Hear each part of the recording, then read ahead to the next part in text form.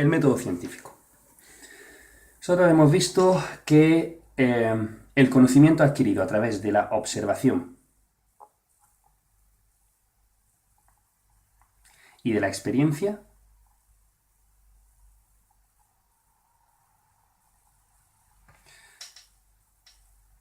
fueron o constituyeron el origen de la ciencia. Y si queremos estudiar procesos sencillos, nos vale. Pero si el desarrollo de la ciencia nos va a llevar al estudio de procesos mucho más complejos, tenemos que diseñar un camino a la ciencia, camino al conocimiento,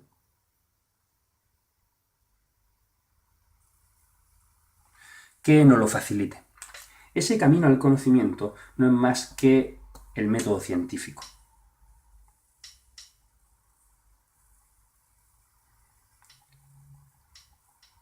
En realidad, el método científico no aparece hasta bien entrado en el siglo XVI, siglo XVII, ya que desde la prehistoria hasta esa fecha, quizás con algunas notas de color como casi siempre por los griegos del mundo antiguo, no hay nada, no hay ningún tipo de avance. Sin embargo, Bacon, voy a llamarle Bacon, que si le digo Bacon me entra hambre, y Descartes, siglo XVI, siglo XVII, fueron realmente los primeros en sentar las bases o los pilares del método científico que posteriormente ha ido evolucionando. De hecho, no podemos decir que exista un método científico. Existen tantos métodos científicos como científicos, en realidad. Cada maestrillo tiene su librillo, que me decían cuando era pequeño, pues eso sirve. Eso se aplica aquí perfectamente. Lo que sí que hay son dos líneas principales. Existe el método inductivo y el método deductivo. Nosotros vamos a empezar por el primero, como viene siendo habitual. El método inductivo.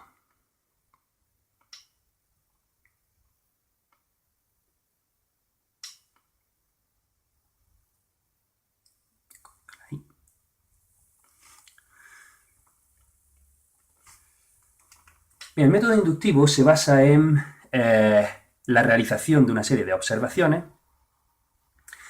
en las cuales nos percatamos de unas regularidades. Entonces hay unas observaciones en las que se observan una serie de regularidades. Esas regularidades pueden ser las cigüeñas migran al sur en invierno, o he dado cuenta que el agua estancada se echa a perder con mayor facilidad que el agua corriente. Puede ser que al calentar una barra metálica se dilata, ¿vale? Vamos a coger ese. Vamos a decir que al calentar una barra metálica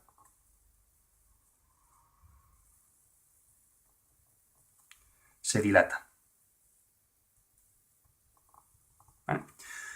Bien, es lo que hemos observado. ¿Cuál sería la siguiente fase? La siguiente fase sería la comprobación de eso. Y eso se hace gracias a la experimentación. Verdadera piedra angular del método inductivo y en general, como veremos al final, de todo el método científico. Porque es la única que permite la comprobación tácita, clara, de una hipótesis, de una máxima establecida en un principio. Como cierta, pero que tiene que ser comprobada. Claro, ¿cómo podemos experimentar esto? Bueno, pues en el caso de nuestra barra metálica, pues sería tan fácil como coger una barra de metal, aplicarle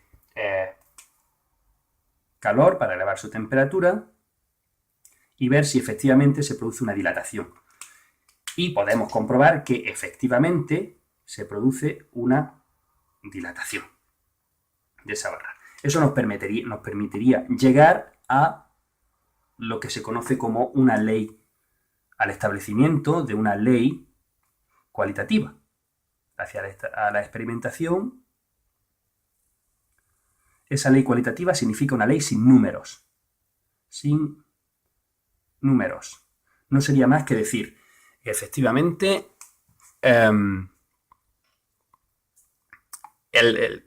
esta máxima, esta hipótesis de aquí, al calentar una barra metálica, se dilata, es cierta. Esa sería nuestra ley cualitativa. Sin embargo, toda hipótesis tiende a ser o quiere ser lo más exacta posible, y para eso necesitamos una ley cuantitativa. Una ley cuantitativa es una ley con números.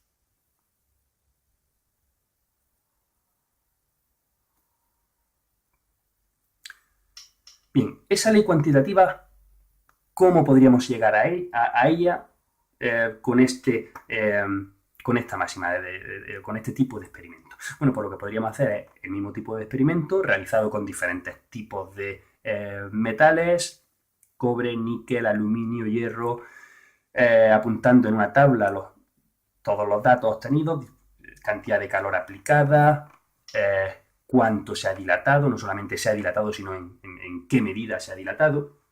Y si nosotros realizamos eso una multitud de veces, podríamos llegar a, voy a ponerlo aquí, podríamos llegar a la siguiente fórmula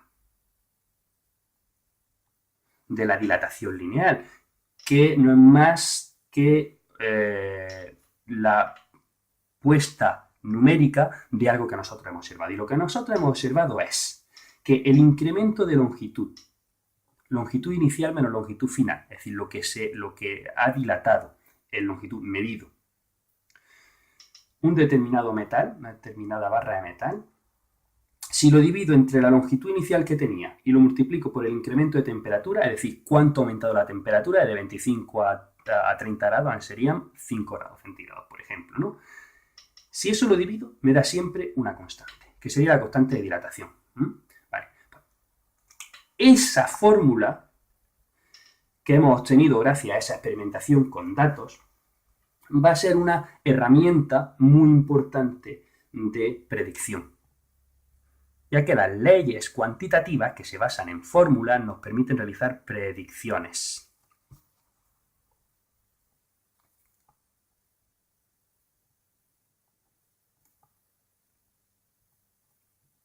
Y esas predicciones son muy importantes. ¿Por qué?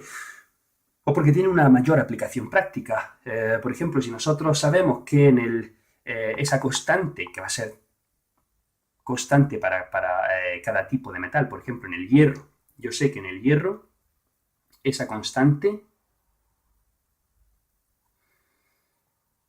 de dilatación es 0,000012 y que siempre es la misma en el hierro. Entonces, si yo estoy creando, por ejemplo, una vía de ferrocarril y tengo que colocar los raíles, si yo no dejo un espacio entre ellos, está claro, por mi ley cualitativa, que van a amontonarse uno encima del otro y que el tren descarrilará. Pero ¿cuál es el espacio que tengo que dejar? ¿Cuál en concreto? ¿Cuánto? Pues gracias a mi fórmula lo puedo saber. ¿Cómo? Pues porque yo sé que esta barra se va a dilatar una cantidad, una distancia en concreto. Y esta también, teniendo en cuenta la constante de dilatación del hierro, la longitud inicial de la barra y el incremento de temperatura máximo que yo puedo tener a lo largo del año. Digamos que en verano va a ser de 15 grados a 40, ¿no? Entonces, ¿cómo lo hago? Pues con un simple despeje de esta fórmula. Yo sé que el incremento de longitud que va a sufrir tanto esta como esta, entonces tenemos que sumar el incremento de longitud de la una más el incremento de longitud de la otra. Va a ser esa constante, esto que está aquí dividiendo pasaría aquí multiplicando, que se multiplica por la longitud inicial de la barra, que también lo sé, que se multiplica por el incremento de temperatura, que como he dicho también lo sé, ¿vale? Pues gracias a esto nosotros podemos predecir, podemos saber exactamente la distancia mínima que tenemos que dejar entre los raíles. Bien, pero vamos a dejar esto. A pesar de que las fórmulas, me gustaría que os quedarais con que las fórmulas no son ni mucho menos tan difíciles como pueden parecer. Si yo os pongo de primera esta fórmula, decís, oh, Dios mío, me quiero morir. Pero, sin embargo, una vez que se entiende, una vez que se ha explicado, se sabe de dónde viene, es mucho más fácil de ver el por qué. Puedes aplicarlo mucho más fácil, evidentemente, mucho más fácilmente. Evidentemente necesita una base matemática, pero no os creáis que tiene que ser muy grande para cosas sencillas como esta. En cualquier caso, voy a hacerme aquí un pequeño hueco, voy a quitar esto último y vamos a seguir con nuestro método inductivo. Evidentemente, en la física y en la química estas fórmulas son muy comunes. En la biología y sobre todo en la biología, que estamos tratando con organismos vivos, es mucho más difícil obtener fórmulas de este estilo, si bien existen. Pero como estamos hablando de esos organismos vivos, los cuales hay muchísimos más factores a tener en cuenta, ¿cuánto va a crecer el pico de un gorrión común del nacimiento a los 3, la eclosión del huevo a los 3 meses? Bueno, pues depende de la cantidad de alimento que reciba, y lo cual va a depender a su vez de cómo de buenos son los padres, del tipo de dieta, etcétera, etcétera, etcétera. Entonces necesita un apoyo diferente. Como no podemos hablar de resultados exactos, tenemos que apoyarnos en otra ciencia que es la probabilidad. Y para que veáis esto, voy a poner un pequeño ejemplo. Resulta que nosotros somos o formamos parte de una expedición que es mandada al Ártico para estudiar la fauna del lugar. Y observamos que hay un animal que, si bien se parece mucho a un zorro, es blanco. Y observamos no solo un animal, sino varios de ellos. Y todos son blancos. Es importante saber el número de zorros blancos que nosotros hemos observado, y eso sería conocido como N, o tamaño de la muestra.